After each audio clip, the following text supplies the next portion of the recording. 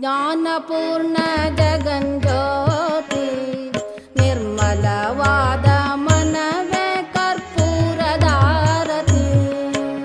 ಜ್ಞಾನಪೂರ್ಣ ಜಗಜ್ಯೋತಿ ನಿರ್ಮಲವಾದ ಮನವೇ ಕರ್ಪೂರದಾರತಿ.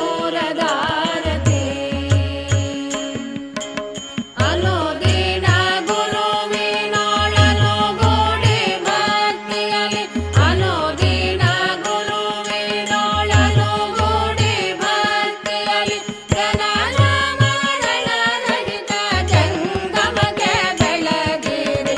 ಜ್ಞಾನಪೂರ್ಣ ಜಗಜ್ಯೋತಿ ನಿರ್ಮಲವಾದ ಮನವೇ ಕರ್ಪೂರದಾರತಿ.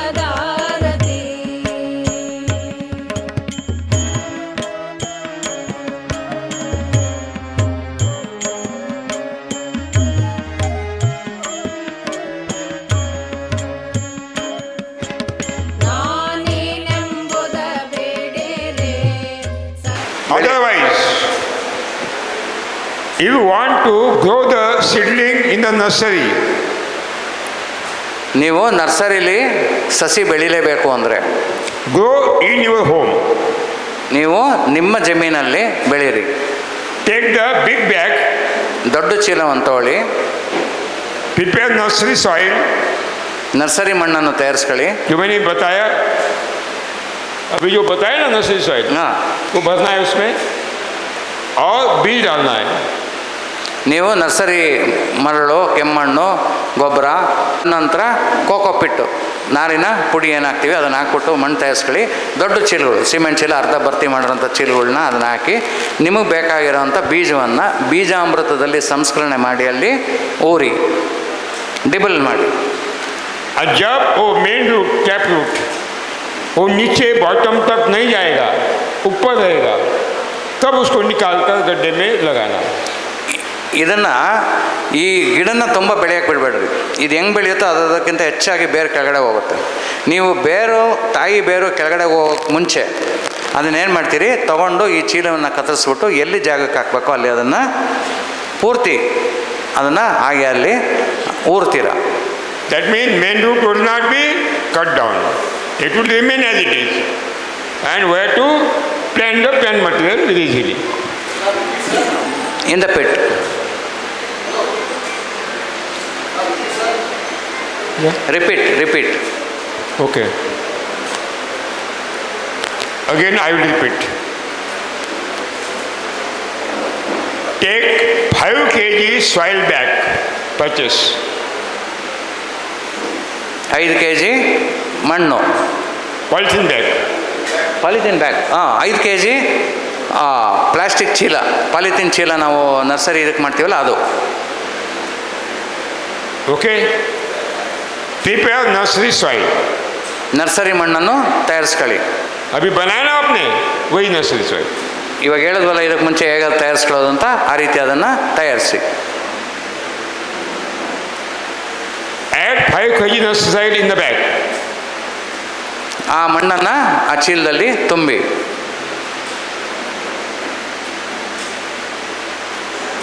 Add 5 kg nursery soil in the bag. It is a big bag.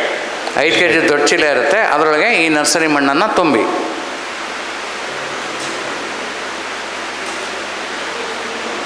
Then pour the Jivamrutam and water. ಅದಕ್ಕೆ ಜೀವಾಮೃತವನ್ನು ಉಯಿರಿ ಮತ್ತು ನೀರನ್ನು ಕೂಡ ಉಯಿರಿ.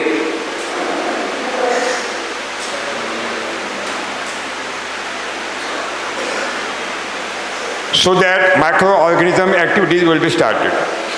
ಇದರಿಂದ ಏನಾಗುತ್ತೆ, ಅಲ್ಲಿ ಜೀವಾಣುಗಳ ಚಲನೆ ಕ್ರಿಯೆ ಶುರುವಾಗುತ್ತೆ.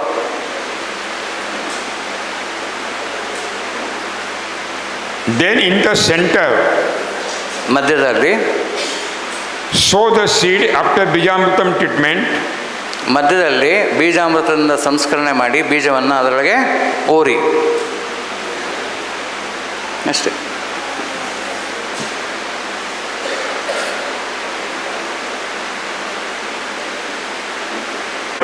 On the surface of the soil, ಆ ಮಣ್ಣಿನ ಮೇಲೆ ಒಣ ಹೊದಿಕೆ ಏನು ತ್ಯಾಜ್ಯ ಇರುತ್ತೋ ಅದನ್ನು ಹಾಕಿ ಆ ಚೀಲದೊಳಗನೆ ಆ ಮಣ್ಣಿನ ಮೇಲೆ In that bag. In that bag. ಅದೇ ಚೀಲದಲ್ಲಿ ಹಾಕಿ ಮೇಲೆ ಜಾಗ ಇರ್ತಲ್ಲ ಅದಕ್ಕೆ ಒಣ ತ್ಯಾಜ್ಯನ ಮುಚ್ಚಿ ಮಲ್ಚ್ ಮಾಡಿ.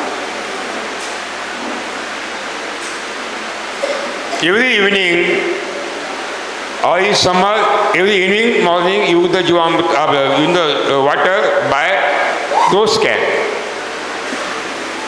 ಪ್ರತಿ ಬೇಸಿಗೆಯಲ್ಲಿ ಪ್ರತಿದಿನ ಸಂಜೆ ನೀವು ಅದಕ್ಕೆ ತೆಳುವಾಗಿ ರೋಸ್ ಕ್ಯಾನ್ ಏನಿರುತ್ತಲ್ಲ ಅದ್ರ ಮುಖಾಂತರ ನೀರನ್ನು ಕೊಡಿ. Prepare the hole in the bottom so that excess water will be go out. ಆ ಪಾಲಿಥೀನ್ ಬ್ಯಾಗು ಅಥವಾ ಪ್ಲಾಸ್ಟಿಕ್ ಚೀಲ ಏನು ನಾವು ಉಪಯೋಗಿಸ್ತಿದ್ದೀವೋ ನರ್ಸರಿ ಈ ಸಸಿನ ಮಾಡ್ಕೊಳ್ಳೋಕ್ಕೆ ಕೆಳಗಡೆ ರಂಧ್ರ ಮಾಡಿರಿ, ಹೆಚ್ಚು ನೀರೇನಾಗಬೇಕು ಅದರಿಂದ ಹರಿದೋಗ್ಬೇಕು. अब ये आपने बैग लिया, ये पूरा भर दिया. अब यहाँ आपने क्या लगाया? बीज लगाया. अब ये अंकुरित होगा और एक टैप रूट निकलेगा. ये टैप रूट यहाँ पहुँचने के पहले, before it will reach the bottom, when it will reach in the made bag, remove the seedling from the bag with the soil and plant in situ where to plant it. समझ में आ रहा है? ಸಾಧಾರಣ ಇದೇನಿರುತ್ತೆ ಅಂದರೆ ಈ 5 kg ಚೀಲ ಅಂದಾಗ 1 ಅಡಿ ಹತ್ರ ಇರುತ್ತೆ. ನೀವು ಯಾವುದೇ ಗಿಡ ಮೇಲೆ ಬೆಳೀತಿದೆ ಅಂದರೆ ಅದರ 1.5 ಪಟ್ಟು ಬೇರು ಕೆಳಗಡೆ ಹೋಗ್ತಾ ಇರುತ್ತೆ. 1 ಅಡಿ ಮೇಲೆ ಬರ್ತಾನೆ 1.5 ಅಡಿ ಕೆಳಗಡೆ ಹೋಗ್ತಾ ಇರುತ್ತೆ. ಹಾಗಾಗಿ ನೀವು ಸುಮಾರು ನೋಡಿ 1 ಅಡಿ ಕೆಳಗಡೆ ಅದು ಹೋಗಬೇಕು ಅಂದಾಗ ಮೇಲೆ ಬೆಳವಣಿಗೆ ಏನಾಗಿದೆ ಅಂತಂದ್ರೆ ಸುಮಾರು ಇಷ್ಟು ಬೆಳೆದಾಗ ಏನಾಗಿದೆ ಅದು ಬೇರು ಕೆಳಗಡೆ ಹೋಗ್ತಾ ಇದೆ, ಬಂದ್ಬಿಟ್ಟಿದೆ ಕೆಳಗಡೆ ಅಂಥ ಸಮಯದಲ್ಲಿ ಅದನ್ನು ತೆಗೆದು ಪೂರ್ಣ ಮಣ್ಣಿನ ಸಮೇತ ಚೀಲ ಕತ್ತರಿಸಿ ಮಣ್ಣಿನ ಸಮೇತ ಅದನ್ನು ಎತ್ಕೊಂಡು ನಿಮ್ಮ ಗುಂಡಿಯೊಳಗೆ ಅದನ್ನು ನಾಟಿ ಮಾಡಿ. Main root will not be cut down. ಹಾಂ ಬತ್ತಾಯ. That is most important. ಮುಖ್ಯವಾಗಿ ತಾಯಿ ಬೇರು ಕತ್ತರಿಸಬಾರ್ದು. ನೀವು ನೋಡ್ಕೊಳ್ಳಿ, ಒಂದು 7-8 ಅಂಗ್ಲ ಬಂದೇಟಿಗೆ ಅದು ಬಂದ್ಬಿಡ್ತು ಕೆಳಗಡೆ ಅಂತ, ಅದನ್ನು ತೆಗೆದು ಹಾಕಿ. In the shadow of the tree we can keep the bags, no problem. ನೀವು ಈ ಚೀಲಗಳನ್ನ ನೆರಳು ಪೂರ್ತಿ ನೆರಳಲ್ಲಿ ಇಡಬೇಡ್ರಿ, ಈ ಮರಗಳ ನೆರಳಲ್ಲಿ ಅರೆ ಬಿಸಿಲು ಇದು ಬೀಳ್ತಾ ಇರುತ್ತೆ ಅಂಥ ಜಾಗದಲ್ಲಿ ಇಟ್ಕೊಂಡು ನೀವು ಸಸಿ ತಯಾರು ಮಾಡ್ಕೊಬೋದು. Or in the green net and below the green net we can raise this. ಹಸಿರು ಮನೆ ಹಸಿರು ಪರದೆ ಏನಾಗ್ತೀವಿ ಅದನ್ನು ಹಾಕ್ಬಿಟ್ಟು 50% ಬಿಸಿಲು 50% ನೆರಳು ಬರುವಂಥ ಪರದೆಯನ್ನು ತೊಗೊಂಡು ಅದಕ್ಕೆ ಕೆಳಗಡೆ ಇಡಿ. समझ में आ गया? पक्का